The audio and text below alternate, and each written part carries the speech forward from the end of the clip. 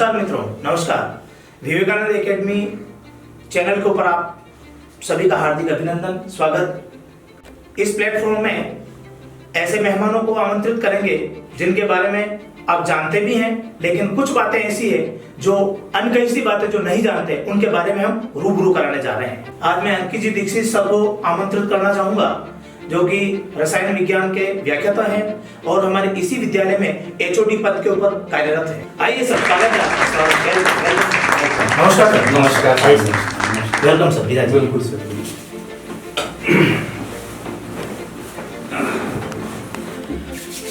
Sir, सबसे पहले तो आपका इस स्टूडियो में पधारने पर हार्दिक स्वागत, अभिनंदन आपका। बिल्कुल। कि हमारी एक छोटी सी पहल के ऊपर आपने हमारा ये जो फरमान आपने लिया है, तो इसमें आपका बहुत बहुत स्वागत सर, शुक्रिया सर। हमने इस स्टूडियो का जो ओपनिंग की हमने सर, तो इसके बारे में सर आपकी क्या राय है? नहीं, बिल्कुल नो डाउट, ये बहुत अच्छी पहल है जी कि एक विद्यालय यानी स्कूल लेवल पर अपन बच्चों के लिए एक बेस्ट प्लेटफॉर्म दे रहे हैं। जी। देखिए, होता क्या है कि बच्चे, हर एक बच्चे की अपनी अपनी अलग अलग एबिलिटी होती है जी। अलग अलग उनके अंदर एक ऐसा हुनर छुपा हुआ होता है जो कि केवल पढ़ाने का नहीं होता। बहुत से स्टूडेंट पढ़ाई में अव्वल होते हैं, तो बहुत सारे स्टूडेंट अदर एक्टिविटी में अव्वल होते हैं। Yes sir, yes. मैंने जैसे इस प्लेटफॉर्म के बारे में सुना या फिर इस प्लेटफॉर्म की जो सोच है जी। मैं तो उससे बहुत प्रेरित हूँ। जी सर। और आपका जो ये जो अभी एपिसोड आप शूट कर रहे हैं जी, तो मैं तो इसमें बहुत ज्यादा एक्साइटेड हूँ, क्योंकि बहुत सारी बातें ऐसी होती हैं जो कि पता है और बहुत सारी बातें ऐसी होती हैं जो अभी तक किसी को पता नहीं है। Yes sir. पर जो नहीं पता होता उसमें बहुत सकारात्मकता बिंदु होते हैं जी। तो उसी सकारात्मक बिंदु के साथ में मैं यहाँ पर आया हूँ। जी जी, thank you sir, thank you, स्वागत है आपका, बहुत बहुत स्वागत है। बिल्कुल बिल्कुल सर, हमारे बच्चे भी आपके बारे में बहुत कुछ जानते हैं और आपके प्रति पता नहीं क्या ऐसा आकर्षण है। अच्छा। तो बच्चों के कुछ ऐसे प्रश्न हैं और कुछ ऑडियंस के भी प्रश्न हैं और सर वो हमारे भी है प्रश्न। तो सर मैं जानना चाहूंगा आपको कुछ प्रश्नों के आप उत्तर विस्तारित रूप से दीजिएगा सर। देखिए, प्रश्न तो डेफिनेटली आप ही के होंगे क्योंकि हम इतने बड़े तो हुए नहीं जी सर। कि हमारे ऑडियंस रहे। हाँ, बच्चों के हो सकते हैं क्योंकि बच्चे मोस्टली सीधा क्वेश्चन नहीं कर पाए जी। तो वो आपके मार्फत कर रहे होंगे। जी सर। और क्वेश्चन तो कहीं न कहीं आप ही के होंगे। जी जी। ऑडियंस के तो मैं नहीं मान सकता सर, बच्चों के भी है, हमारे भी हैं। हाँ। और कुछ हमारे भी जुड़े हुए हैं जीवनी के बारे में। नहीं, बिल्कुल। तो सर, प्रश्न नंबर फर्स्ट है हमारा हाँ। कि सर आपने शिक्षा के क्षेत्र में शुरुआत कैसे व कहां से की सर? देखिए, शिक्षा के क्षेत्र की तो मैं बात बोलूंगा आपको। देखिए, ये भले आप ठीक है एज ए प्रोफेशनल आप शूट कर रहे हैं या फिर आप एज इंटरव्यू ले रहे हैं जी। पर मैं जो ये बातचीत कर रहा हूँ ये टोटली अनप्रोफेशनल है जी। क्योंकि मैं कहीं पर भी अपने आप को एजुकेशन सेक्टर का पहले पास्ट में नहीं मान सकता, क्योंकि जी। मेरा पास्ट ऐसा गया है कि दूर दूर तक एजुकेशन सेक्टर में आने का मैं सोच भी नहीं सकता। जी जी। अच्छा, मेरे मित्रगण जो हैं, आज जब मैं उनसे मिलता हूँ और अपने आप को रिप्रेजेंट करता हूँ, बिकम केमिस्ट्री लेक्चरर, बहुत सारी चीजें मैं उन्हें बताता हूँ, तो उन्हें भी एक शॉक्ड होता है कि भाई फील होता है कि ये बंदा कैसे एजुकेशन लाइन में चला गया। तो मैं आपको छोटी सी स्टोरी बताता हूँ। देखिए जी, मैं आज से नहीं, लगभग मुझे 14-15 साल हो गए हैं सर केमिस्ट्री पढ़ाते पढ़ाते, और प्लस यूं है कि लगभग मेरी उम्र 17-18 साल। जी जी। ये सुनने में थोड़ा अटपटा लगेगा, जी जी सर। आपको भी अटपटा लगेगा कि भाई 17-18 साल की उम्र में मैंने टीचिंग लाइन में जी वर्क करना चालू कर दिया। जी सर। एक्चुअली हमारा ये था कि मैं जिस स्कूल में पढ़ा हूँ, मैं एक्चुअली गवर्नमेंट स्कूल में पढ़ा हूँ। जी सर। तो गवर्नमेंट स्कूल में जब ये मैं पढ़ा, आज मैं जो केमिस्ट्री की बातचीत आपके सामने कर रहा जी हूँ, सर। इस केमिस्ट्री का अ से अनार भी मुझे नहीं पता। जी जी। तो मैं आपको कुछ ऐसे ऐसे पॉइंट बताऊंगा, आप खुद हंसेंगे जी जी। कि मैं जब फर्स्ट 10th पास आउट होके जब मैं 11th में सब्जेक्ट का सिलेक्शन कर रहा था जी।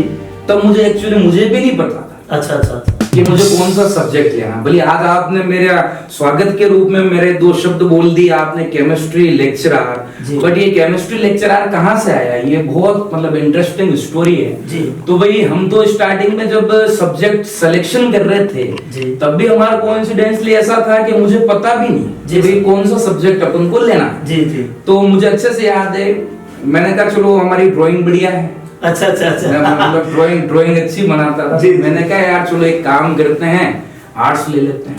अच्छा। तो बस ड्राइंग अच्छी बनाते तो आर्ट्स ले लेते हैं। जी बिल्कुल। अच्छा, मेरी मम्मी भी खुद एज ए टीचिंग लाइन में है, एज ए मैडम है, तो उनका एक सपना था कि यार मेरा बच्चा इकलौता हूं मैं। जी जी जी, अच्छा है ना, शायद आपको पता होगा जी। तो उनका एक सपना था कि भाई साइंस के अंदर मेरा बच्चा कुछ अच्छा करे। अच्छा। तो अब मम्मी की इच्छा थी साइंस ले लो, हमारी इच्छा थी आर्ट्स ले लें। जी। फिर एक सब्जेक्ट और बीच में बचा था, वो था कॉमर्स। तो एक मेहता साहब थे, अच्छा। तो मेहता साहब के पास हम गए, हमने कहा भाई हमें कॉमर्स सब्जेक्ट दे दो। जी। उन्होंने कहा कॉमर्स तेरे बस की नहीं। अच्छा फिर हम साइंस के पास गए तो उन्होंने कहा भाई साइंस भी तेरे बस की नहीं। मतलब मेरे तो सब्जेक्ट का सिलेक्शन भी ऐसा हुआ है ना कि मुझे खुद को नहीं पता था कि फ्यूचर में जी मुझे क्या करना है। ऐसे करके मैंने इस सब्जेक्ट को सिलेक्ट किया। जी। अब मैं आगे और आपको ये चीज बताऊं, देखिए हुआ क्या, सब्जेक्ट तो आपने सेलेक्ट कर लिया, जी जी, साइंस सब्जेक्ट ले लिया।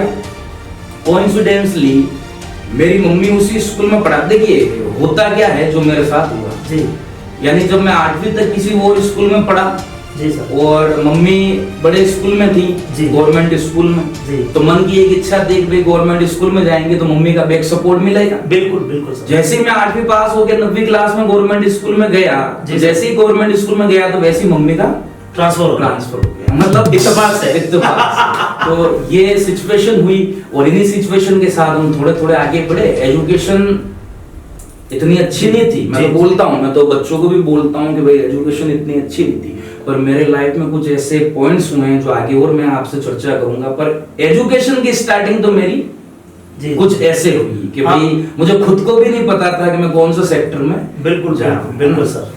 तो सर एजुकेशन के क्षेत्र में आपने बहुत ही परिश्रम किया है ना सर। मेरा दूसरा क्वेश्चन ये है कि सर शिक्षा के क्षेत्र में आपके हिसाब से हार्ड वर्क जरूरी है या स्मार्ट वर्क?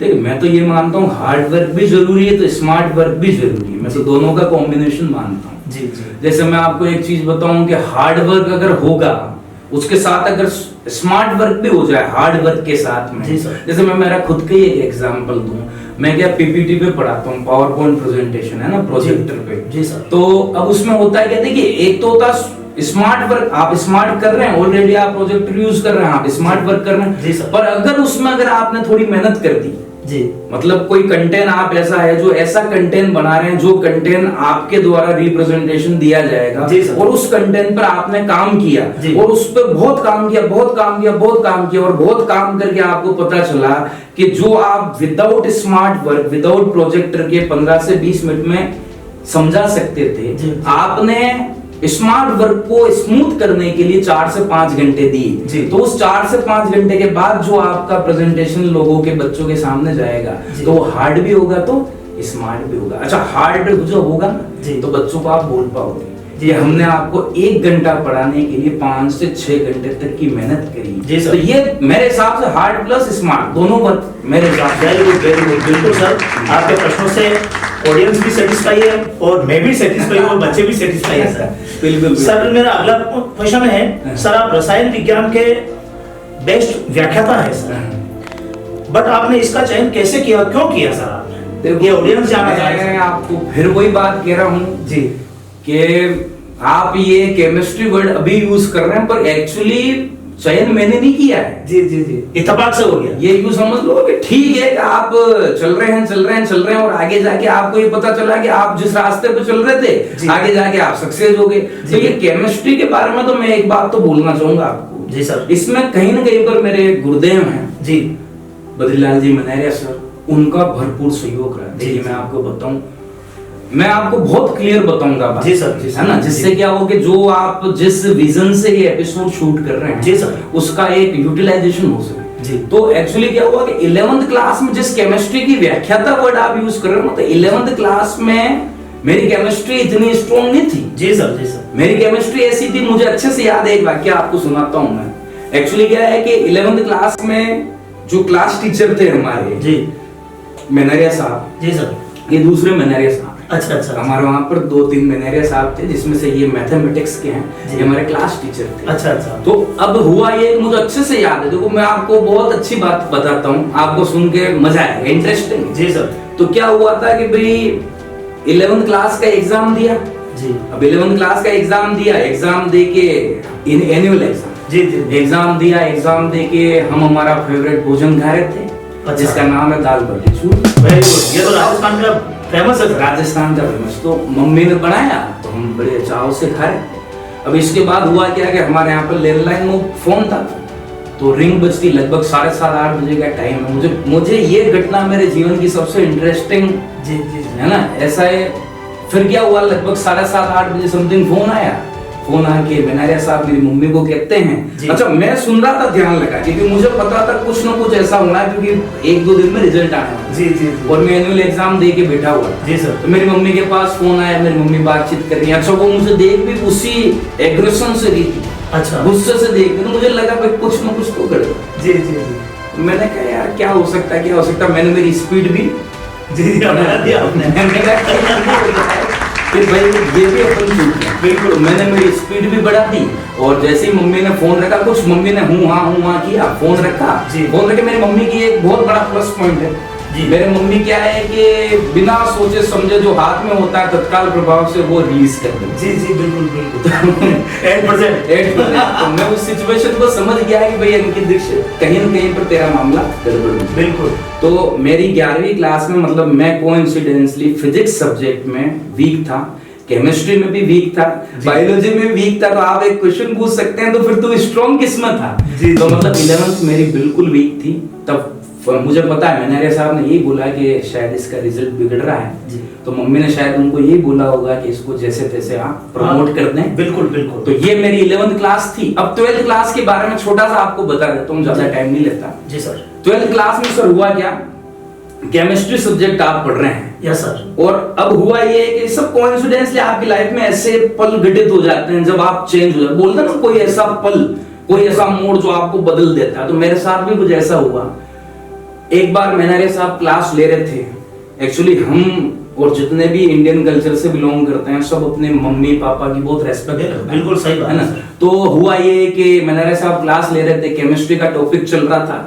तो केमिस्ट्री के टॉपिक में मैं सब इत्तेफाक है कि मैं फर्स्ट रो में बैठ गया, जो कि मैं बैठता आई एम बैक बेंचर। जी मैं पीछे बैठता था। तो इत्तेफाक से मैं आगे की तरफ बैठ गया उन होशियार बच्चों के साथ में जो टॉपर थे। जी सर। तो मैनेजर साहब ने क्वेश्चन पूछ लिया। अब क्वेश्चन पूछ के जस्ट क्वेश्चन उस टॉपर से मेरे पास में, सर ने बोला कि भाई तू बता। अब मैं तो अच्छा कभी आगे आए नहीं है, अच्छा केमिस्ट्री हो फिजिक्स हो कभी तो नहीं पढ़ी नहीं, भले ठीक है यार पढ़ रहे हैं सब कुछ। बिल्कुल। तो अब उन्होंने क्वेश्चन पूछा तो वो था बॉन्ड ऑर्डर का क्वेश्चन। ऊपर जो आता है उस पे स्टार लगता है, नीचे जो आता है उस पे स्टार नहीं लगता। देखो आप सोचो, मुझे सारी चीजें पॉइंट टू पॉइंट नोटिस बोलते ना, जो अपनी लाइफ को चेंज करता है वो इंसिडेंस आप कभी नहीं भूल सकते। बिल्कुल। तो फिर हुआ ये कि भाई उन्होंने बोला कि स्टार किस में लगेगा, तो 2 उत्तर देना, या तो ऊपर लगेगा नीचे लगेगा। तो मैंने बोला भाई नीचे लगेगा। तब उनको मैनेजर साहब का एक पॉइंट था मेरे लिए, अभी तक जो इंसल्ट हो रही थी वो मेरी हो रही थी। यानी क्लास में मेरी तमाम बार इंसल्टें हो चुकी पढ़ाई को लेकर, अभी जो इंसल्ट हो रही थी मेरी हो रही थी। पर जो मैनेजर साहब ने वर्ड यूज किया वो ये किया कि ये ऐसे स्टार एक्चुअली ऊपर लगता था और मैंने जवाब दिया नीचे लगता है। उन्होंने बोला ये इस स्कूल के ऐसे स्टार हैं जो अपनी माँ का नाम बहुत अच्छे तरीके से रोशन करें। आप रियली मैं आपको बता रहा हूँ, मुझे इतना फील हुआ। अभी तक तो मुद्दा अपने ऊपर हो रहा था। जी सर। अपने लिए लोग बातें कर रहे थे। अब की बार किसके लिए बातचीत करी, मम्मी के लिए। क्योंकि पिताजी हमारे बहुत जल्दी, मैं छोटी एज में एक्सपायर हो गए थे, तो मम्मी के लिए बोला। मैंने उस टाइम से, अपन बोलते ना उस टाइम से कुछ आग लगी मेरे अंदर। मेरे अंदर इतनी जोरदार रूप से आग लगी कि मैंने बस मन में ठान लिया, मैंने कहा इस केमिस्ट्री सब्जेक्ट को एन प्रकारेण अपन को इजी कॉन्सेप्ट में लेके जाना। उसके बाद में मैं आपको बताऊं, उसके बाद में हुआ ये कि जैसे जैसे सर पढ़ाते थे उनके आगे मैं बोलने लगा। एक समय तो ऐसा आ गया कि टॉपर के आगे मैं चलने लगा। जी।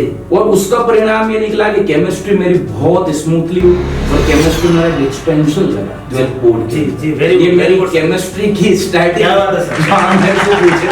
जी सर। सर मेरा अगला प्रश्न ये कि आपके जीवन में ऐसी कौन सी उपलब्धि हासिल की आपने जिससे आप बिल्कुल चेंज हो गए, बताइएगा सर। नहीं, उपलब्धि तो देखो ये है कि अच्छा मैं आपको बताऊंगा बिल्कुल, और ये हो सकता है दूसरे जनों को भी, दूसरे पर्सन को मोटिवेट करे।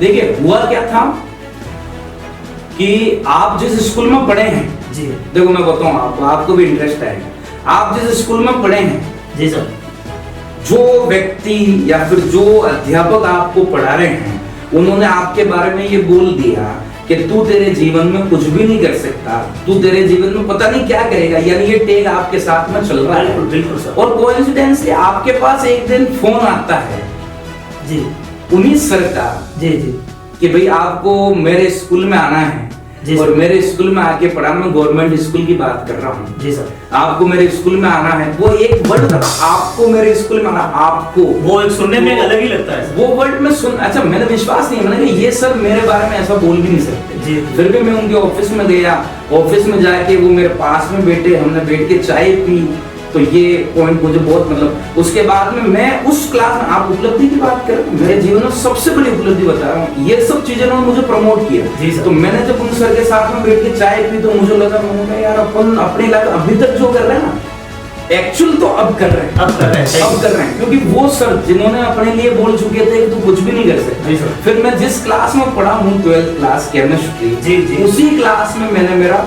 केमिस्ट्री का first lecture, very good sir. और लेक्चर लेके बच्चों ने मेरे से पूछा जी भाई, देख मैं आपको रियलिटी बता रहा हूँ, इसमें कोई वो नहीं है, बच्चों ने मेरे से पूछा कि सर आपका इंट्रोडक्शन दीजिए, आपका मतलब परिचय जैसे नॉर्मल होता है ना, अपन कहीं जाते हैं तो पता। हाँ, बिल्कुल बिल्कुल। मैंने उनको बोला कि मेरा परिचय देखना आपको, तो एक काम कीजिए, अपना चेहरा जस्ट ऊपर कीजिए, तो ऊपर एक पिलर था जी, ऊपर एक पिलर। हाँ बिल्कुल बिल्कुल। तो हम जब पढ़ते थे तब हमने उस पिलर पे नाम लिखा हुआ था अंकित दडोर।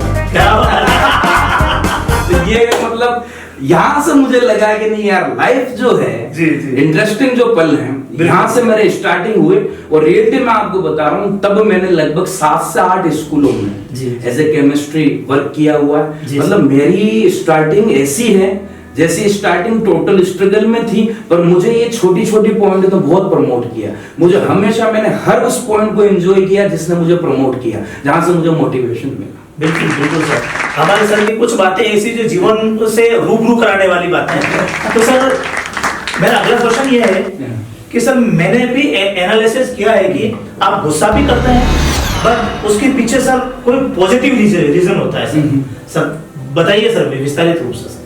नहीं देखो, गुस्सा तो मैं मानता हूँ जी, है ना, ये भले अभी आपको लग रहा होगा कि कोई हंसमुख चेहरा है, हंस रहा है, तो देखो गुस्सा आता है। देखो गुस्से के रीजन है, मैं आपको बताऊं, रीजन बड़े क्लियर हैं कि जो कमिटमेंट अपन करते हैं, जैसे मैं अभी एज ए एचओडी पोस्ट पे हूँ, एक स्कूल को रिप्रेजेंट कर रहा हूँ, तो जो कमिटमेंट अपन पेरेंट्स के साथ में करते हैं, या फिर जो कमिटमेंट अपन बच्चों के साथ में करते हैं, या फिर जिस तरीके का अपन माहौल बनाना चाह रहे हैं, तो कहीं ना कहीं उस माहौल को लेके आपका वो एग्रेशन झलक जाता है। अब जैसे किसी पेरेंट्स ने मेरे को बड़े प्रेम से एक बात बोली थी कि मैं आपको एक रियलिटी बताता हूँ, मोस्टली अपन इस इलाके में है जहाँ पर ग्रामीण क्षेत्र के बच्चे ज्यादा हैं। सही बात। अच्छा, कुछ ऐसी स्थिति भी है पेरेंट्स की कि न चाहते हुए भी, न स्थिति होते हुए भी वो बच्चों को प्राइवेट इंस्टीट्यूशन में पढ़ा रहे हैं। बिल्कुल। अब पेरेंट्स मेरे से बड़ा प्रेम से एक वर्ड बोल के जाते हैं कि सर ये बच्चा आपका है जी, और आपको इस बच्चे को तैयार करना है। जी सर।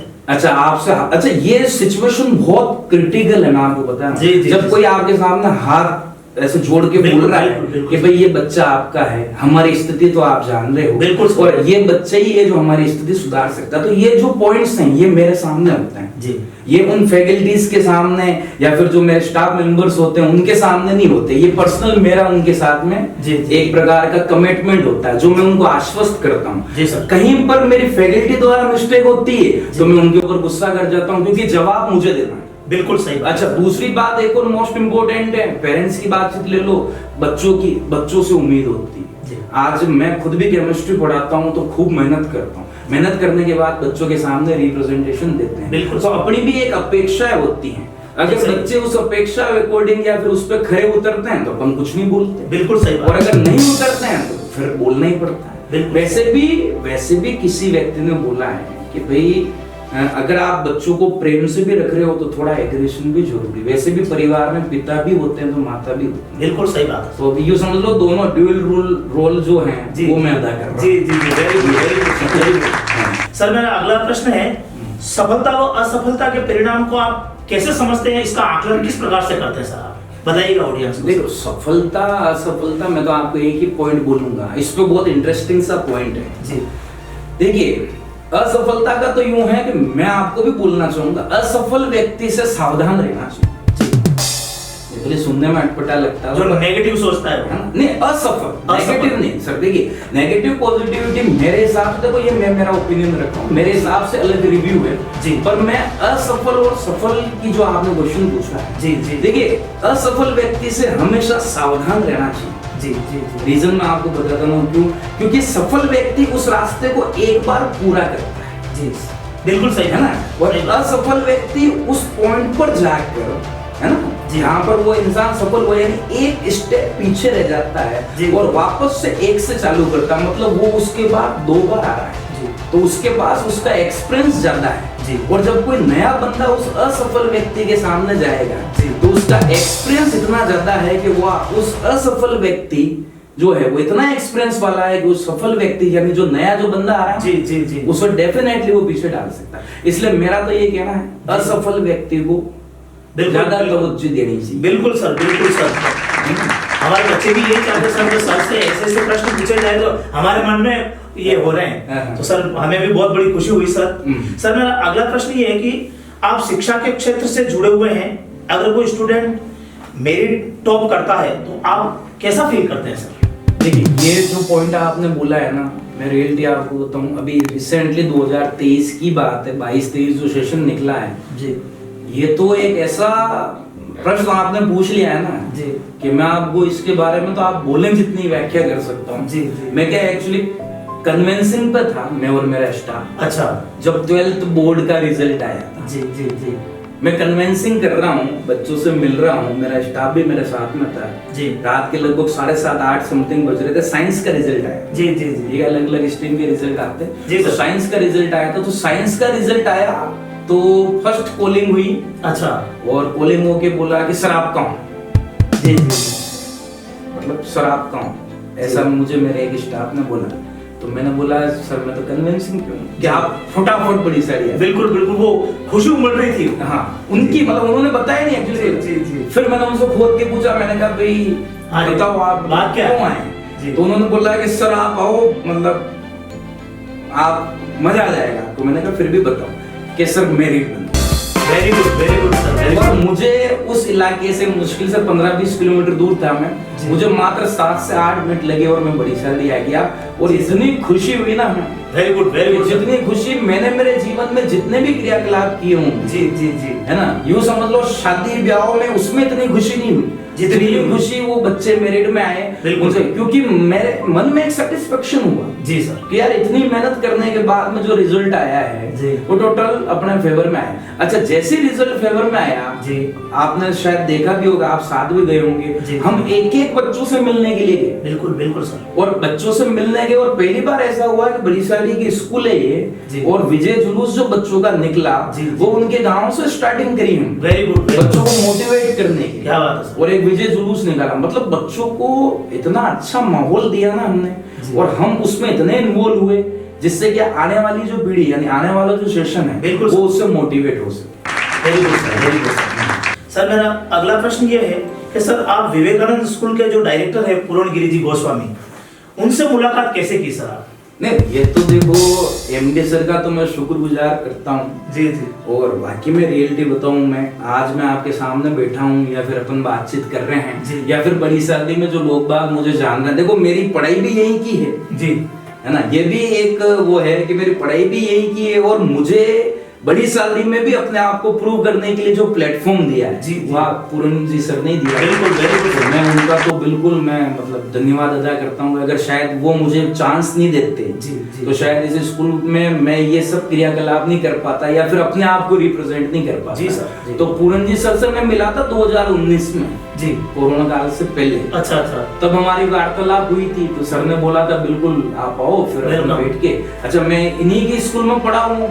अच्छा अच्छा अच्छा, ये अच्छा आपने एक वर्ड पूछा ना उपलब्धि, तो ये भी एक मेरी उपलब्धि। क्या बात है सर, ये भी मैं आप यही के स्टूडेंट रहे हो? मैं यही का स्टूडेंट हूँ और इन्हीं सर के मार्फत से, इन्हीं गुरुदेव के मार्फत से मैं पढ़ा हुआ हूँ और इन्हीं के सामने मैं अपने आप को रिप्रेजेंट कर रहा हूँ, ये एक उपलब्धि मेरे लिए। बिल्कुल। तो अब मैंने सर से पूछा 2019 में, सर ने बोला बिल्कुल आप आओ, आपका कुछ प्लान है, जो भी आपका वर्किंग प्लान है आप अप्लाई करो, मैं तैयार हूँ। पर ठीक है, उसके बाद कोरोना काल लग गया, मैं भी बिजी हो गया, और कोरोना के बाद आप स्थिति जान ही रहे। बिल्कुल। फिर जैसे ही कोरोना काल खत्म हुआ वैसे ही हम उससे जुड़ गए। बिल्कुल। आगे आपके सामने very good sir, very good sir, very good.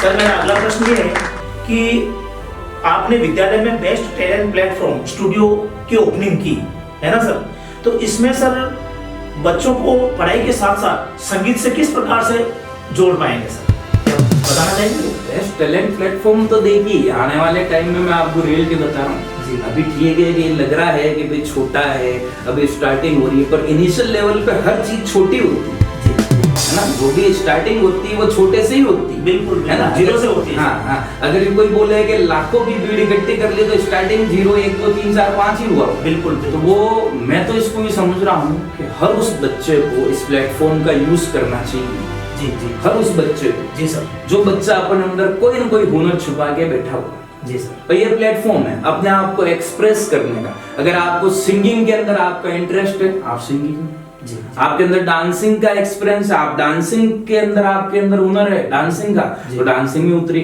आपके अंदर एक्टिंग का हुनर है, एक्टिंग में उतरी। आप बहुत बढ़िया मोटिवेटर हैं, बच्चों को प्रेरित कर सकते हैं, तो मोटिवेशन स्पीच में उतरी। आपको टोटल जितने भी हुनर हैं उसके लिए ये प्लेटफॉर्म दिया जा रहा है, और इस प्लेटफॉर्म के मार्फत से बच्चों के अंदर जो फोबिया होता है अपने आप को एक्सप्रेस नहीं करने का, तो जब ये प्लेटफॉर्म पे आएंगे वो अपने आप को एक्सप्रेस करना सीखेंगे। बिल्कुल। और हो सकता है आने वाले टाइम में इसी स्कूल से और इसी प्लेटफॉर्म से इतने सारे बच्चे बाहर निकले जी जी, कि मैं और आप सोच भी नहीं सकते। बिल्कुल। यानी हमारी जो सोच है उससे भी बड़े कार्यक्रम हो सकता है। बिल्कुल बिल्कुल बिल्कुल सर, बिल्कुल सर। सर मैं ज्यादा समय नहीं लूंगा आपका, एक लास्ट प्रश्न पूछ रहा हूँ सर आपसे।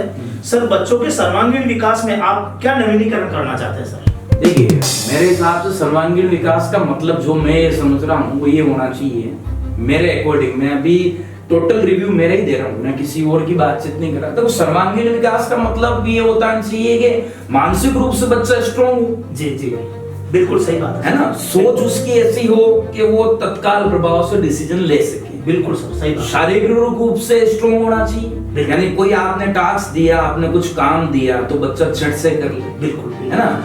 उसी तरीके से पढ़ने में, देखिए एजुकेशन लाइन में अपन है ना, स्कूल है तो पढ़ने में भी टॉपर होना चाहिए। अब पढ़ने में टॉपर का मतलब है कि अपन यूं नहीं बोल रहे मेरिट में आना चाहिए, मैं तो ये कह रहा हूँ पढ़ने में ऐसा होना चाहिए कि उससे किसी को शिकायत नहीं, काम करने में ऐसा हो कि उससे किसी को शिकायत। बिल्कुल सर। शारीरिक रूप से कोई शिकायत नहीं, मानसिक रूप से कोई शिकायत नहीं। बच्चा ऐसा होना चाहिए कि पेरेंट्स आगे आगे बोलें कि हमारे बच्चे में किसी प्रकार की कोई ऐप नहीं है। अध्यापक आगे जाके पेरेंट्स को बोलें कि स्कूल की तरफ से आपके बच्चे की कोई शिकायत नहीं है। तो ऐसा बच्चा मेरे हिसाब से सर्वांगीण विकास कर सकता है। और अगर वो विकास अगर हुआ तो डेफिनेटली देश का भी विकास हो सकता है। चाहूंगा, देखिए मैं एक संदेश बच्चों को ये भी देना चाहूंगा जी। वैसे तो देखिए आपने मोस्टली क्वेश्चन पूछे हैं जी जो कहीं न कहीं पर बच्चों से रिलेटेड भी हैं, पर मैं आपको एक चीज बता देना चाहूंगा कि कहीं पर भी अपन कोई भी क्रियाकलाप करते हैं आप उसके रिजल्ट की टेंशन मत लें। बच्चों को भी मेरा संदेश है और ऑर्डिनरी जो भी जनता सुन रही है कि जो भी आप एक्टिविटी अप्लाई करते हैं जी, आप उसके रिजल्ट की टेंशन ना लें जी जी। आप उसका रिजल्ट का ना सोचें क्या होगा क्या नहीं होगा। दो ही चीज हो सकती है, या तो वो सक्सेस होगा जी या फिर वो अनसक्सेस होगा, दो ही चीज होंगी। अच्छा अनसक्सेस होगा तो मैंने एक पॉइंट बोला था आपको जी सर, अनसक्सेस मतलब उसके पास ज्यादा एक्सपीरियंस है, वो 101% सक्सेस होगा। बिल्कुल सही। मेरे बारे में एक छोटी सी बात और मैं आपको बोलूं कि मैं जो आज आपके सामने इतनी बोल रहा हूँ या फिर अपने बीच जो कन्वर्सेशन हो रहा है जी, जब मेरी स्टार्टिंग थी तो मुझे बोलने में भी प्रॉब्लम थी जी जी, मतलब हकलाता था जी सर। तो ये चीज मैं बच्चों को भी बोलना चाहता हूँ। आज मैं केमिस्ट्री पढ़ाता हूँ, केमिस्ट्री लगभग 14 साल से पढ़ा रहा हूँ। न जाने कितने सेमिनार मैंने अटेंड किए हैं, न जाने कितने मोटिवेशन स्पीकर के साथ में रहा हूँ, मैंने न जाने कितनी मोटिवेशन स्पीच भी दी है जी सर, बिना अटके जी जी जी। वेरी गुड, बिना अटके। Very good sir. ये मेरा माइनस पॉइंट था। लोग बाग मुझे बोलते थे कि भैया तू तो जिस फील्ड में जा रहा है जिसमें बोलना पड़ेगा, तुझे तो सही से बोलना भी नहीं आता, प्रभाव बोलना पड़ेगा है ना, बोलना पड़ेगा और बीच में अटकेगा तो फिर लोग बाग हंसेंगे। बिल्कुल, मैंने इसी माइनस पॉइंट को अपना प्लस पॉइंट में कन्वर्ट किया और उसका परिणाम आज आपके सामने पॉजिटिव। अगर मैं कर सकता हूँ ये संदेश है, अगर मैं कर सकता हूँ मेरे हिसाब से कोई भी कर सकता है। ये सोच रखते हर बच्चे को, हर अभिभावक को एक्टिविटी अप्लाई करनी चाहिए।